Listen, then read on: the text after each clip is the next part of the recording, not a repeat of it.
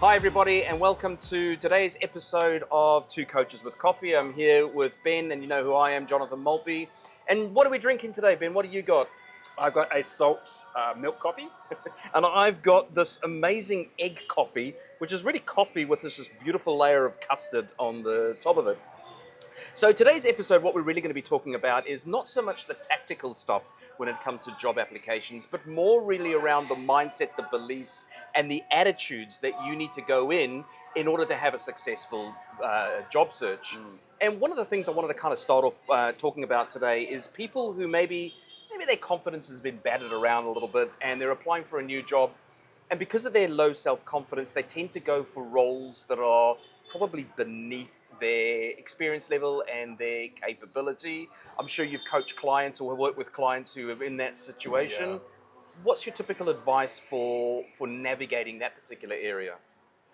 Yeah, it's a tricky one, isn't it? Because a lot of people get into this situation because the job market's really tough, right? And Yeah. they're struggling to find jobs which are really at their suitable level or some sort of advancement. So they figure that, hey, I'll have more of a chance if I drop my expectations a Yeah. little bit and go for a lesser role. And I mean, the first bit of advice that I would give is really just honesty, is that it doesn't really work, you know? Yeah. I mean, it's not that it's not possible, but people can see when you look overqualified for a role. And Yeah. one of the fundamentals when you're applying for roles and recruiters are reviewing your CVs, or, you know, does it make sense? Why are you applying? Yeah. Right? And if it's not really a logical fit, you kind of have to explain that in the Yes. CV. You've got to do something about that. You Yeah. can't just sort of hope people will figure out, oh, he's been available for a while, so he's going for a step down. And, Yeah. oh, great, we'll get someone who's really overqualified. It's Yeah. such a win for us. But it doesn't work like that, No, right? no, Because it it just doesn't. doesn't make sense. Why is this person applying for this role? That's right. Yeah. So, yeah, I guess just that sort of look. I'm not saying that tactic wouldn't work for anyone. I mean, Yeah. it does work in some Yeah. situations, I've seen it right? work. Yep. Yep. Yeah, but for It's a bit of a most red people, flag, though, isn't it? it kind of is a red flag. Yeah, yeah. So, I guess that honesty, I think, about how they look and really kind of holding up a mirror to giving them the objective viewpoint of like, well, this is how people are going to be looking at, like, these are the questions people will have, right? Yes. Yes. And unless you do something to answer that question in the CV, you're kind of you're leaving a question mark, and that doesn't work when you're competing against other people where it does make sense why Yeah. they're applying for this role, right? Yeah. What are some of the advice and strategies and things that you give people? I find that usually that comes down to a belief and a mentality. They go, oh, I haven't worked for this before, so therefore my confidence is low. I'm going to start at a lower way and kind of work my way back up. But that is a red flag. I always say to people, let's go back to the belief of what's going on underneath there. I give you a prime example. I have a guy that I'm working with who has been out of the workforce for a little while, and he wanted to apply for a role. It's a really, really cool role, a really great role, but his self-confidence was holding himself back. And he said, this is the role I really, really want eventually. I said, oh, have you worked in this kind of role before? And he goes, oh yeah, I have done something very similar. So I spent the best part of about 2 hours with him, really kind of unpacking what his capability is and really most importantly what his value was. And then we kind of came back to the role at the end of the conversation, and I said, now I want you to look at this role again with this new lens that you have, and now a deeper understanding of your kind of capability and your experience. And I want you to benchmark that off this role now. Where do you see yourself sitting? And he sat there for a while and he went quiet and he looked back and he goes, I reckon I could do this role. And instantly, just over those 2 hours, his self-confidence had lifted to the belief now that he said, I don't have to wait into the future to get a role like this. I should be applying now.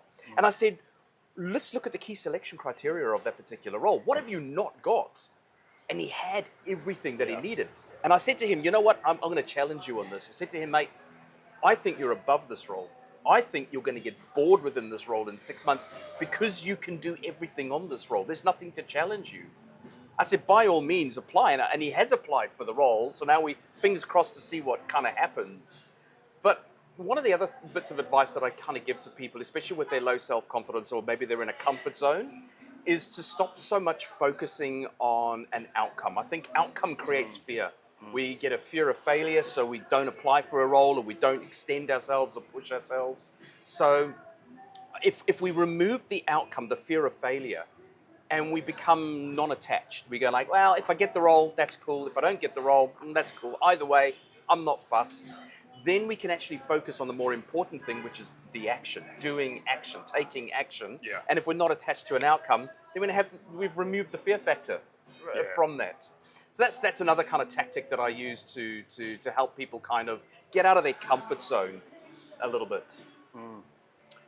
Yeah, and that's I think that's helpful for long-term unemployed job seekers as well, or it doesn't have to be long-term, but people who are not having the level of success they expect, is just focusing on the process, right, is a way to keep a healthy frame of mind and just a sort of daily feeling like you're making progress, right? Yeah. So one of the things I talk about with people who are in their job search is just dividing their energy up between like the open job market and the hidden job market. This is more of a technique than like a mindset, but if you sit down every day and take some positive steps, Definitely, to like reach out to past colleagues, research companies that are employing the type of role that you're looking for, meet up with people, as well as do your open applications. Yeah. But if you schedule in that activity, it's positive progress you can make every day, and you can trust in that process to deliver results, right? Yeah. One of the things that I find, it goes back to what I've often said, and it just builds on what you were saying there. Taking action leads to momentum, and that's the thing. What you want to do in a job hunt is build momentum. Yep. If you start, stop in your applications, you're never going to build that necessary momentum to reach the goal. So what I always say is, action builds momentum, momentum builds results, and results build success. But I find that one of the things, going back to what I was saying earlier on about outcome, and I love this term around archery. People agonize. I don't know if you get this, but you've worked with a client, they've done the interview, or they've sent the application, and now they're in this anxiety kind of space where they're going, oh, did I do enough? I don't know how I did in that interview, or should I have said this in my CV? And they kind of overthink and dramatize something that they have no control over. The situation has passed. I liken it to an archer who is going to try and hit a target. So what they do is they grab their arrow and they put it into the bow and they pull it back and they aim it at that target. And when they're ready to release it and they've got everything lined up, they let go of that arrow. And once they've let go of that arrow, there is nothing that they can do to change the trajectory of that arrow. Yeah. It is already launched. It's out of their control now. And I think that's the same with once you've had an interview, once you've sent in a job application. Sure, you can follow it up, but that arrow is already gone. There's no point agonizing over something that you have no control over. But like an archer is probably going, all right, they're already lining up that next arrow and that next arrow and that next arrow. They're not worried about where that arrow is going to be now because it's already launched. There's nothing they can do. Yeah. So that's what I say to people is keep launching those arrows, keep growing the momentum. And some of that could be that non-advertised or the hidden job market. Yeah, exactly. Could be a way to go kind of build that momentum as well. Yeah, and I think that momentum is critical for job seekers to just feel like you've done something positive, you've taken positive steps on a daily basis. And it's not just looking at open seek ads, right, on LinkedIn. There's a lot more to be doing. And even getting ready for your interviews as well. Like when I work with clients, I encourage them to think about the phone screening call when you put an application in. So we often will do a practice session around, as soon as we've submitted the application, let's just run through a quick phone screening call. Yeah, I like that. And it sort of also anchors you around the reasons for why you apply for a job. So the phone screening includes like, hey, what do you know about our company? Right? Yep. What made you apply? Right?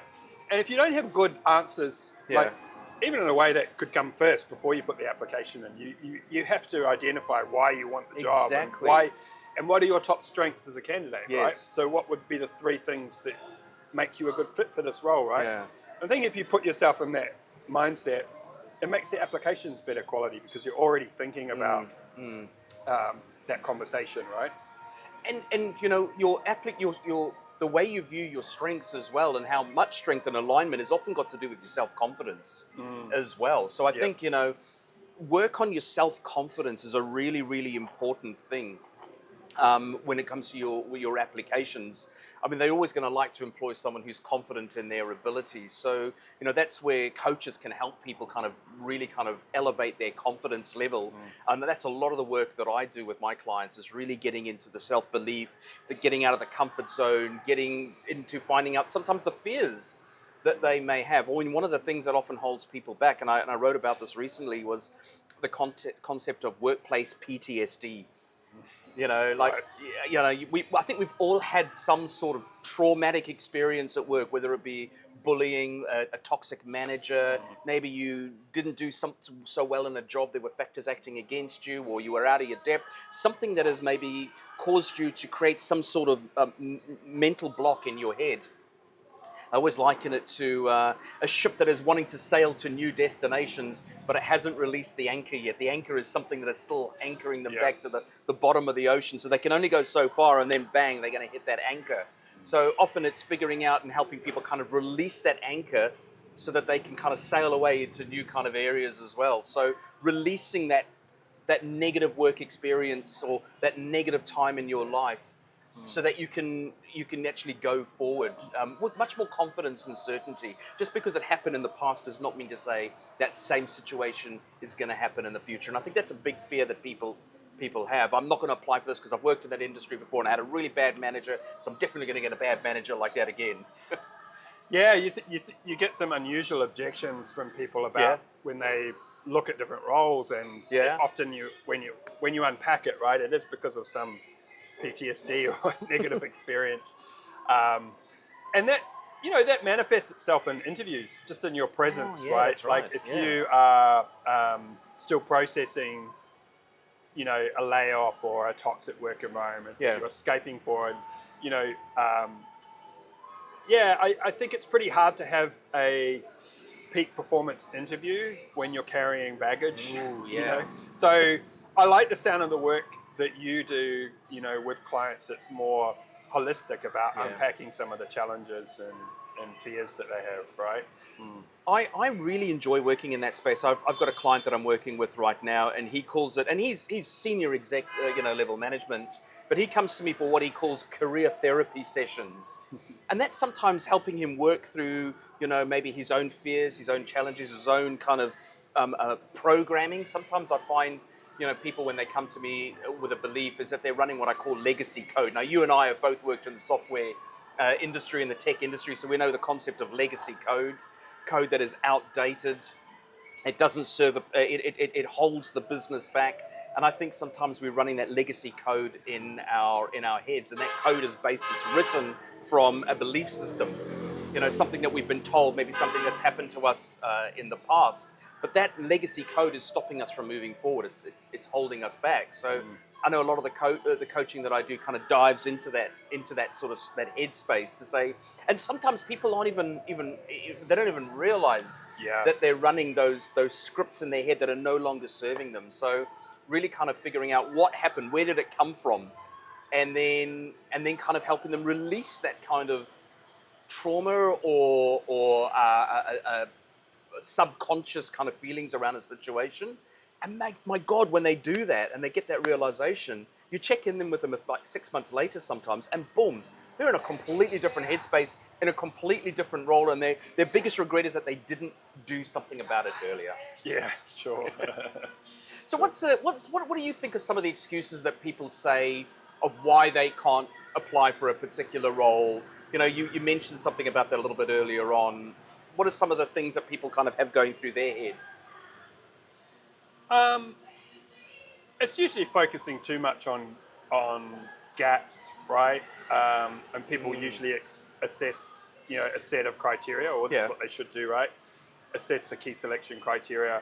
And I don't think it's true so much, but I used to sort of say, you know, if you're a 60-70% match, you should apply. I think that's much higher these days, unfortunately. You kind of need to be an 80 to 90%, you know, match for selection criteria. Really? But the main problem I see is that people don't often, when you work through the process of coaching or getting your CV professionally written, and someone sits down with you and interviews you and unpacks your experience, you often have a lot of experience you don't realize you have. Oh, right? yeah, all the time. So Yeah. just take something similar like people leadership, right? Yeah. So they're looking at a job that says, oh, I must have 2 to 3 years of people leadership experience leading teams or something, right? They go, oh, I haven't really got that. But then you sort of talk to them and it turns out they've been leading projects most of the time in their last job for 4 or 5 years. And Yeah. like, well, you've led functional teams, you Yeah. know, and did you coach anyone? Yeah, sure. I Often. coached 2 people. Yeah. And, you know, were you involved in hiring anyone? Oh, yeah, I helped interview some of the new. Exactly. So all of a sudden you just unpacked that Yeah. a value proposition for them around leadership, right? I've got 2 years of experience leading teams of up to 6 functional teams of up to 6 to 8 people. I've been involved in recruitment, Yes. mentoring, and setting goals for teams. Yeah. You know? There's your pitch for that role, for that part of that role, right? And a lot of people just haven't thought about it that way, Yeah. or they don't know how to, you know, as coaches and writers, when we help people develop their brand, we can use clever wording Yeah. and phrases because that's what we do, right? It's positioning, that's isn't the it? art, right? Yeah. But we're still honest, Oh, right? absolutely. We're Yeah. not being dishonest about any part of their career. But this is the main gap I see, is that people sometimes, they undervalue experience, Yeah. or they,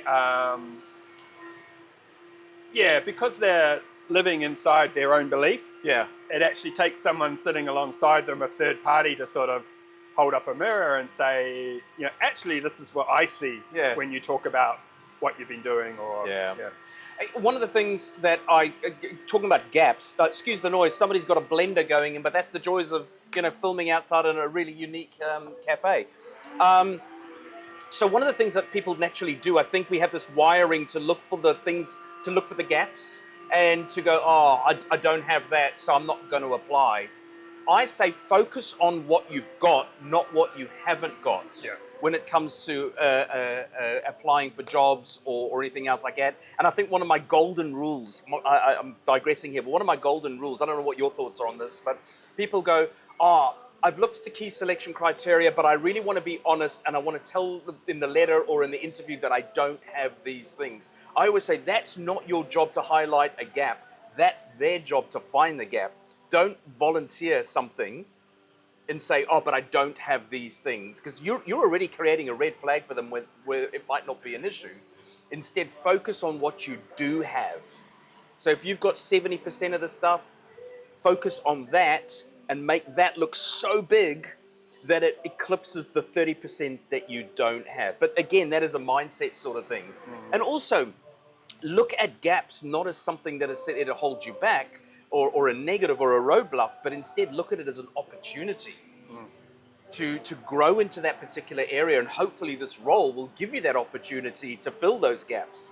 And that again is a mindset switch from like a scarcity mindset to more of a growth mindset. Yeah, sure. I think that's a good strategy. I think you do need to handle objections. It's one of these situations like it depends. It's your favorite. And it depends. Yeah. If there is a gap that I think would rule you out of even getting a phone screening or a conversation, you're better off to address it. Yeah. And you can usually tell like what's going to be the deal breaker. Okay. It's, I don't know, if there's something down the list like, you must have worked independently on research projects and you only have worked in a team on a research project, then that's so minor you don't need to worry about it. But if there's something up the top, like you must be a registered practitioner and your registration is in progress, you haven't got it yet, right? Yeah. Like, then you need to put that in the letter, right? My registration's in progress, it'll be completed by the end of January 2026, blah, blah, blah,